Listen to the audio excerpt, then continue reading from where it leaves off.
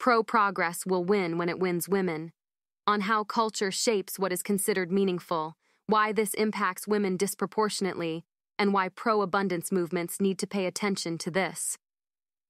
By Roxandra Teslow, August 11, 2024.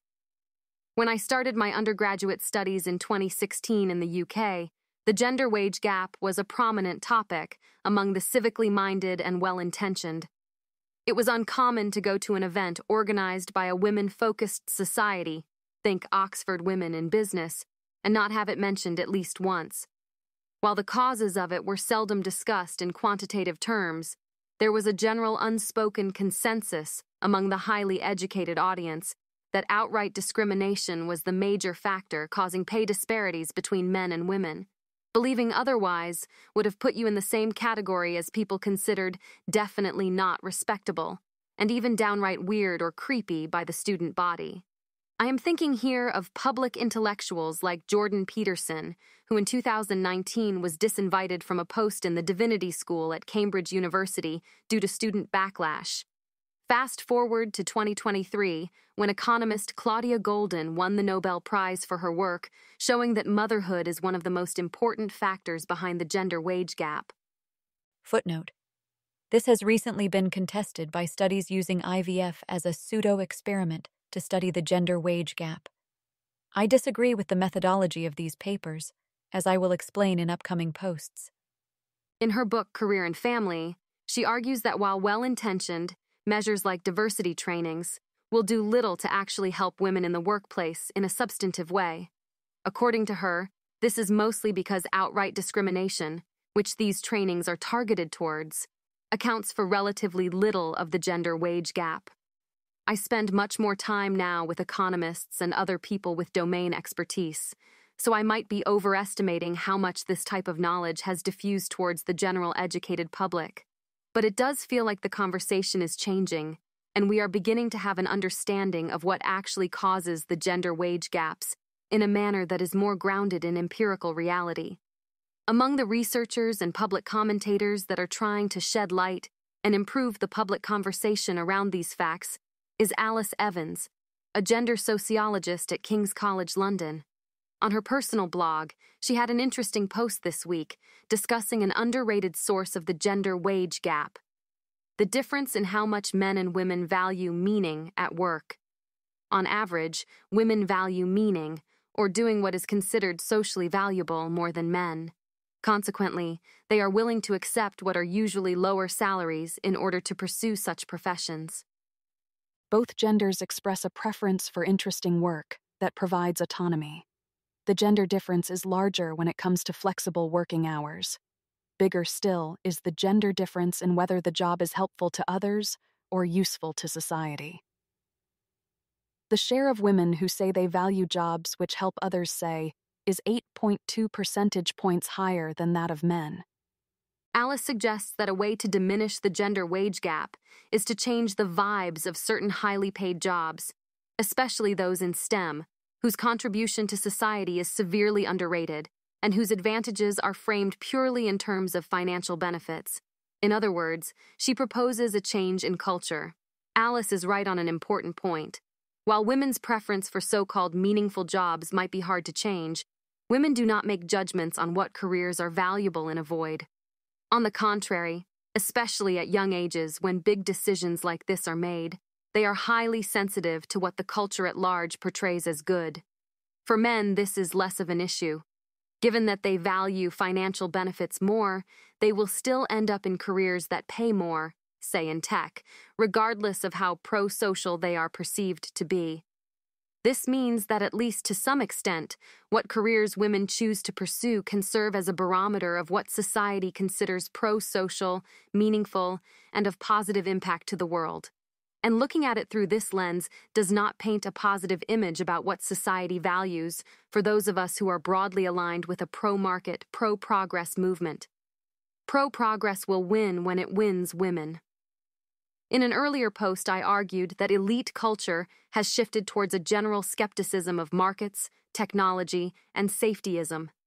Nature, a top scientific journal, published an editorial last year arguing degrowth is desirable. Last month, The Federal Trade Commission, FTC, blocked a partnership between an emerging startup and the pharmaceutical heavyweight Sanofi on what appear to be tenuous grounds. You might think of these occurrences as disparate, yet I perceive a common undercurrent. They signify a shift in elite thought towards excessive caution, safetyism, skepticism of technology, and zero-sum thinking. This shift poses what I believe to be the defining, ideological challenge of our time. My observation aligns with Alice's suggestion that women might be underestimating the social benefits of more lucrative careers, like those in STEM, because of a culture that vilifies the products of market forces. 17-year-old college applicants might underestimate the power of STEM. While Amnesty International obviously appeals to progressives, it's possibly worth celebrating massive advances in biochemistry, pharmacology, and public health. That said, many sectors' social impact may be underappreciated. If your elderly loved ones survived COVID, it's possibly due to vaccines. Biochemists saved millions of lives. Yet in the US, Big Pharma is widely vilified. This demonization may have turned progressive young women away from pharmaceuticals, too disgusted and ashamed to tell friends that they're working for the enemy. I like that Alice chose the vaccine example, because it perfectly illustrates how we consistently underestimate the social benefits of market-driven scientific innovation. During the COVID-19 pandemic, it was governments that mostly fumbled the response, while we were largely saved by companies who produced efficacious vaccines in record times, most notably those exploiting mRNA technology, again invented to a large extent by a woman. These startups, largely unknown to the public before the pandemic, were largely the product of investment from another sector that usually carries a negative connotation: venture capital.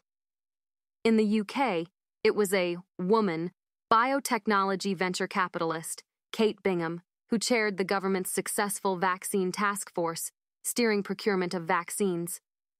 Yet the common wisdom that most young people passively internalize is that for-profit work is generally icky, that corporations are greedy, and that non-profit work and governmental intervention is what will change society for the better. When I graduated university, career choices were explicitly framed as a choice between selling out and having a positive impact. And anecdotally, I also noticed something that supports the data from the studies brought by Alice. Faced with this choice, women were disproportionately more likely to choose positions they perceived to be societally beneficial. Sometimes there can be a trade-off between societal impact and pay. One could argue that too many bright students pursue jobs in domains like finance or corporate law, which could be done by less smart people to little loss to society. Footnote. Indeed, a recent study on 640,000 U.S. workers shows that economic downturns push more college graduates into entrepreneurship. These forced entrepreneurs often create more successful, innovative, and venture-backed firms than voluntary entrepreneurs, particularly because high-earning individuals are more affected by labor shocks and tend to start more successful businesses, revealing untapped entrepreneurial potential among top earners and the role of recessions in unlocking it.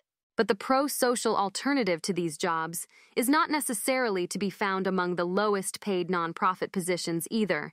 In particular, decently lucrative STEM positions are consistently underrated in terms of social impact.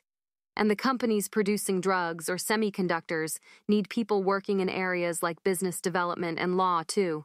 So the option to impact technological progress is not limited to only those that have STEM degrees.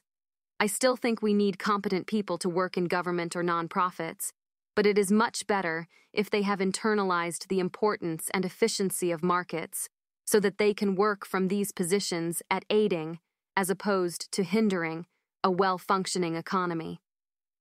What I have noticed happens is the opposite. Those attracted to these jobs are usually the most anti-market people.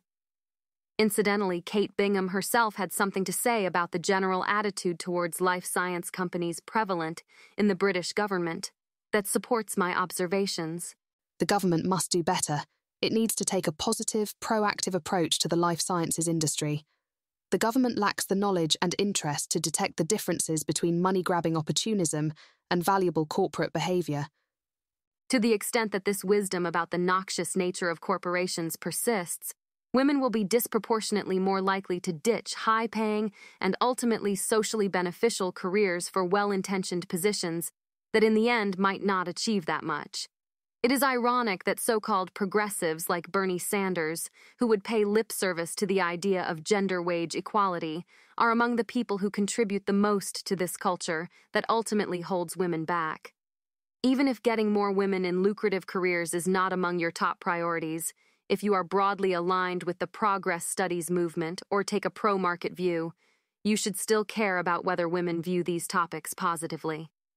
Since people often unconsciously adopt societal values, it's crucial to consider how culture broadly depicts different pursuits, as these portrayals significantly shape public perceptions of what's valuable or worthwhile.